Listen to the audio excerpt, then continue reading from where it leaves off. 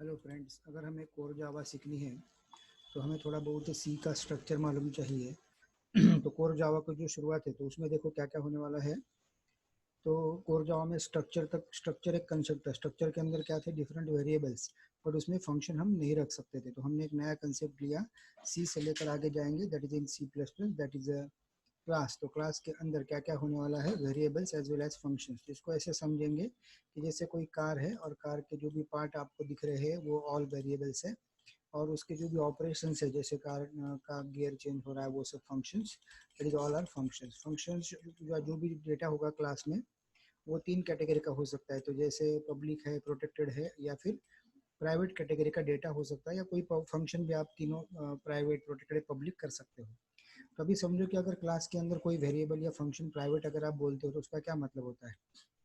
तो अगर आप प्राइवेट बोलोगे तो वो क्लास के बाहर एक्सेसिबल नहीं है, ना ही वो चाइल्ड क्लास के पास एक्सेसिबल है।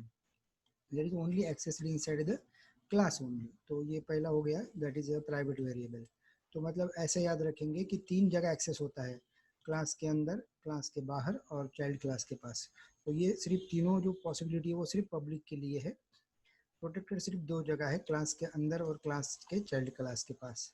और प्राइवेट सिर्फ एक जगह, यानी क्लास के अंदर। तो ये तीन, ये दो और ये एक जगह। तो कैसे कैसे याद रखा हमने। क्लास के अंदर अगर कोई चीज़ को, वेरिएबल को हम प्राइवेट बोलते हैं, so it indicate that it is only accessed inside the class only, not outside the class, not the in the child class. Then protected कैसे है, प्रोटेक्टेड क्लास के अंदर आप एक्सेस कर सकते हो और चाइल्ड क्लास के पास एक्सेस कर सकते हो। और पब्लिक तीनों जगह, क्लास के अंदर, चाइल्ड क्लास के पास एंड क्लास के बाहर।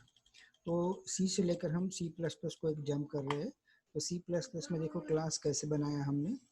तो क्लास के अंदर तीन वेरिएबल रखे, जैसे employee number, employee name and salary उसकी। तो ये एम्प्लॉय का डिटेल हमने रख दिया।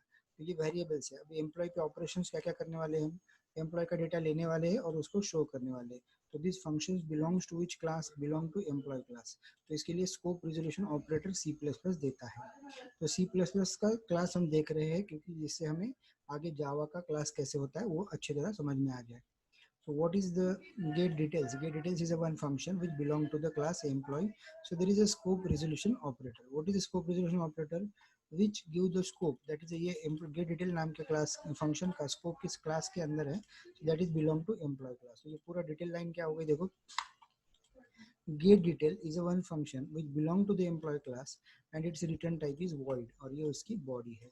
दूसरा फिर से show details, ये फंक्शन है जो एम्प्लॉय क्लास के अंदर है और जिसका रिटर्न टाइप वॉइड है और ये उसकी बॉडी है। तो ये दो फंक्शन हो गए, gate details and show details.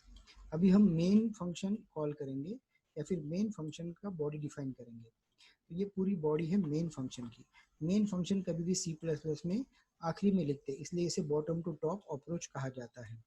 तो जैसे इस क्लास का, एम्प्लॉय क्लास का, हमने एक ऑब्जेक्ट बनाया, क्या नाम का, E1 नाम का। सो what is E1? E1 is one object of class employ. तो ये एम्प्लॉय E1 एक ऑब्जेक्ट है क्लास एम्प्लॉय का। तो E1 के अंदर क्या क्या आ गया, all variables as well as functions. Normally जो ऑब्जेक्ट का रोल है वो क्या होता है, टू कॉल द फंक्शंस। अभी ये वेरिएबल वो क्यों नहीं एक्सेस कर पा रहा है, तो देखते हैं कि उसको प्राइवेट है या पब्लिक है। So by default if there are some variables declared and if there is nothing like private protected, तो by default C plus plus में ये प्राइवेट होता है और जावा में ये पब्लिक होता है। So by default it is a private.